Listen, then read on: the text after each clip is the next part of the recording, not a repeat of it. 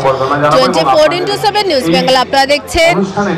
আজ 8ই সেপ্টেম্বর, এই মুহূর্তে আমি রয়েছি দক্ষিণেশ্বর নিমতলা মাঠ, যেখানে অনুষ্ঠিত হচ্ছে কামারহাটি শহর তৃণমূল কংগ্রেসের উদ্যোগে রক্তদান উৎসব এবং তার সাথে মাধ্যমিক উচ্চ মাধ্যমিক কৃতি ছাত্রছাত্রীদের সম্বর্ধনা, বিবিধ কর্মসূচি নিয়ে আজকে এখানে অনুষ্ঠান চলছে এবং তারই কিছু মুহূর্ত আমরা আপনাদের সামনে তুলে ধরছি।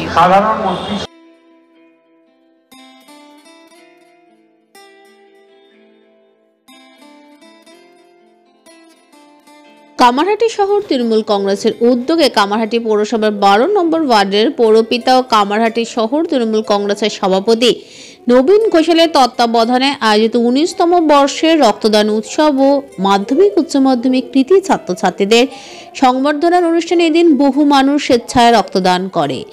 এই দিন রক্তদানের সাথে এলাকাবাসীর সুবিধার্থে বিনামূল্যে স্বাস্থ্য পরীক্ষা শিবিরেরও আয়োজন করা হয়। উক্ত অনুষ্ঠানে বিশিষ্ট ব্যক্তিত্বদের মধ্যে উপস্থিত ছিলেন সাংসদ সৌগত রায়, প্রাক্তন বিধায়ক প্রদীপ পালিত, কামারহাটি পৌরসভার উপপৌরপ্রধান তুষারকান্তি চ্যাটার্জি, কামারহাটি বিধানসভার কোঅর্ডিনেটর শুভরূপ মিত্র, সিআইসি সৌমিত্র প্রত্যুণ্ড, কাউন্সিলর বিমল সাহা, দেবযানী মুখার্জি, অর্পিতা ঘোষ সহ অন্যান্য নেতৃত্ববৃন্দরা।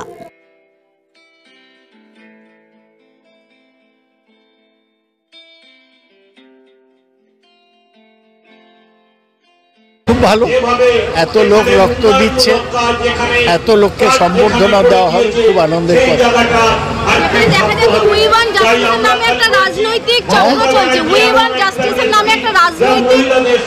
আমি বলতে চাই না, যে প্রতিবাদ করছে করতে পারে। আমরা মমতা ব্যানার্জির পদত্যাগ চাইলে একমত হব।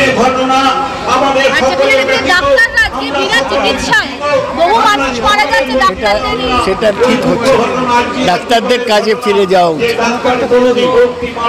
এখন দেখুন, আমরা প্রথম দিন থেকে মমতা বন্দ্যোপাধ্যায় তৃণমূল কংগ্রেস, তারা প্রথম দিন থেকে যেই নরকীয় ঘটনার সঙ্গে যুক্ত থাকুক তাদের সর্বোচ্চ শাস্তি অর্থাৎ ফাঁসির দাবি তুলেছেন। মমতা বন্দ্যোপাধ্যায় নিজে পায়ে হেঁটে মিছিল করেছে, আমাদের দলের অবস্থান থেকে প্রচুর কর্মসূচি হয়েছে এবং আমরা চাই যে যেই ঘটনা, এই নরকীয় ঘটনা যে বা যারা যুক্ত থাকে তাদের ফাঁসি। কিন্তু এইটাকে বিচার ছাড়ার নাম করে কিছু রাজনৈতিক দল যারা শূন্য হয়ে গেছে বিধানসভায়, তারা নেমে পড়েছে এটাকে একটা রাজনৈতিক অঙ্গীকে দিয়ে একটা অচল অবস্থা পশ্চিমবঙ্গে তৈরি করছে।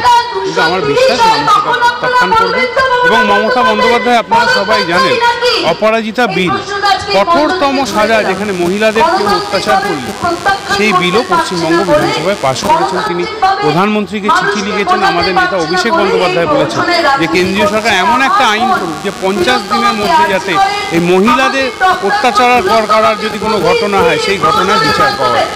তাই আমি আশা রাখি যে তৃণমূল কংগ্রেসের যে দাবি এবং আমরা যে বিল পাস করেছি, এই বিল যতক্ষণ আমাদের সরকারি অনুমোদন হচ্ছে সেন্ট্রাল থেকে, তখন আরও এই মহিলাদের উপর যারা অত্যাচারে করা আইন এটা লাগু। সামাজিক দায়বদ্ধতাকে মাথায় নিয়ে মানুষের জন্য কাজ করার অঙ্গীকারকে পাথেয় করে মমতা বন্দ্যোপাধ্যায়ের অনুপ্রেরণায় আমরা প্রতি বছরের ন্যায় এবছরেও আমরা রক্তদান শিবির আয়োজন করেছি। সেই রক্তদান শিবিরে ইতিমধ্যে বহু মানুষ রক্তদাতা রক্ত দিয়েছে। তাদেরকে আন্তরিকভাবে কামারহাটি শহর তৃণমূল কংগ্রেসের পক্ষ থেকে কৃতজ্ঞতা জানাই যে তৃণমূল কংগ্রেসের পাশে আছে। আমরা মানুষের স্বার্থে আছি, মানুষের পাশে আছি, মানুষের জন্যে আছি। সেই জন্যে এই কথাই বলবো, মানুষের জন্যেই কাজ করা উচিত। আমরা মানুষের জন্যে কাজ করতে চাই। ব্যাপারটা হচ্ছে কিছু মানুষ, কিছু রাজনৈতিক দল এটাকে নিয়ে রাজনীতি করছে। আমরাও জাস্টিস চাই, আমরাও ফাঁসি চাই দোষীদের।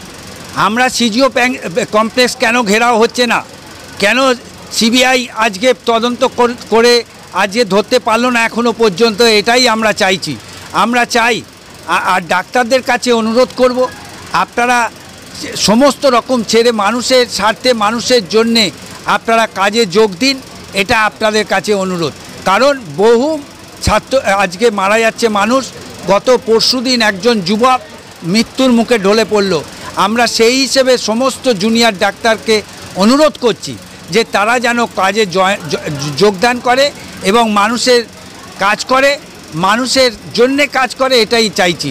আমরাও তো জাস্টিস চাইছি, কিন্তু রাজনীতির নাম করে তারা ফ্ল্যাগ পুড়িয়ে দেওয়া, রাজনৈতিক দলের তৃণমূল কংগ্রেসের ফ্ল্যাগ পুড়িয়ে দেওয়া, আমরা জঘন্যভাবে তার প্রতিবাদ জানাই। আর এটাকে নিয়ে পুরো রাজনীতি চলছে, দোষীদের শাস্তি হচ্ছে না, অথচ রাজনীতি চলছে এটা পশ্চিমবাংলায়। এর বিরুদ্ধে আমরা তীব্র প্রতিবাদ জানাই। 24x7 নিউজ বেঙ্গলের সঙ্গে দেখুন, সাথে থাকুন, দেখতে থাকুন সব ধরনের খবরের জন্য চোখ রাখুন আমাদের চ্যানেলে।